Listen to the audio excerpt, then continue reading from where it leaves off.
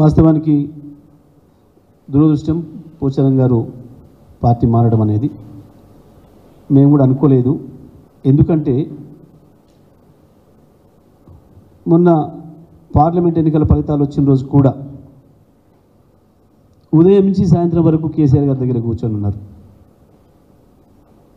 ఓపిక్గా అదే కుర్చీలో. నేనే మధ్యలో అన్న కొంచెం రెస్ట్ తీసుకోండి, వెళ్ళి మీరు ఎంతసేపు కూర్చుంటారు ఇక్కడ అంటే కూడా కూర్చొని ఉన్నారు సాయంత్రం వరకు. వారే చెప్పాను కేసీఆర్ గారిని, అన్న ఏమి కాదు, ప్రజలు మళ్ళీ మననే కోరుకుంటున్నారు. ఈ ఫలితాలు భారతదేశంలో ఇవాళ రెండింటి మీద ఎన్నికలు జరిగినాయి.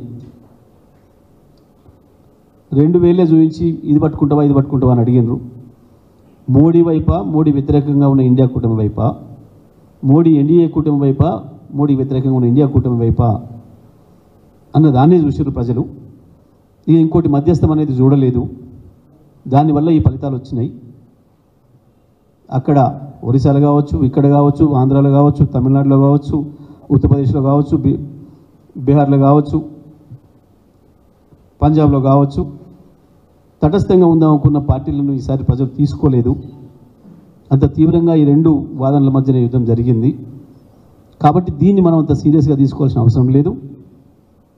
మీరు నిలబడి ఉంటే చాలు, మళ్ళీ మనదే 100 సీట్లతోని అనే మాట కూడా స్పష్టంగా వారు నా మాట్లాడి చెప్పిపోయినారు. కానీ మరి ఏ బలహీనతలో ఏవి వారిని ఆకర్షించినాయో, వారు ఏదైతే చెప్పినరో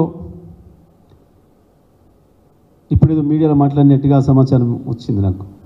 ఏదో వ్యవసాయం గురించి వెళ్ళిపోయినా, రైతుల గురించి పోయినా అని అన్నారు, ఏదో నియోజకవర్గ అభివృద్ధి గురించి పోయినా అన్నారు అని వారే చాలా సందర్భాలు చెప్పారు. అన్న నా నియోజకవర్గంలో రేపు ఎవడొచ్చినా ఇంకొక పైసా పని చేసి అక్కర్ లేకుండా అన్నీ పూర్తి చేసిన, ఈ సహకారంతో అంత అభివృద్ధి చేసిన,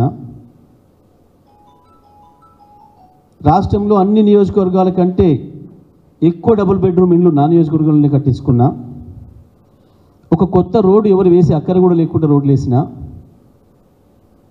అన్ని రకాల అభివృద్ధి చేసినా అనే మాట నా ముందే చాలాసార్లు కేసీఆర్ గారితో కూడా చెప్పారు వారు.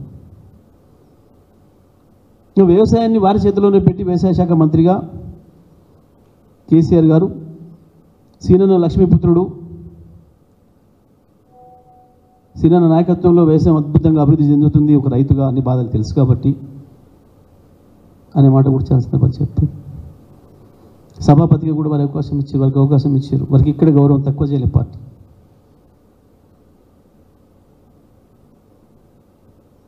ఆయన ఈ వయసులో ఇప్పుడు పార్టీ మారుతారని మేము భావించలే, దురదృష్టం.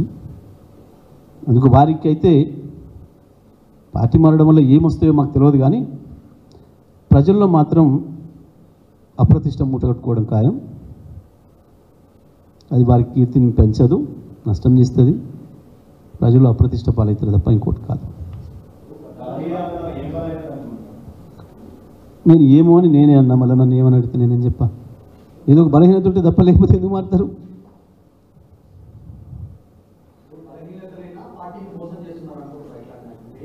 నేను మోసం గీసామని అన్నాను, కానీ ఏదో బలహీనతలే మనుషుల్ని తీసుకుపోతాయి.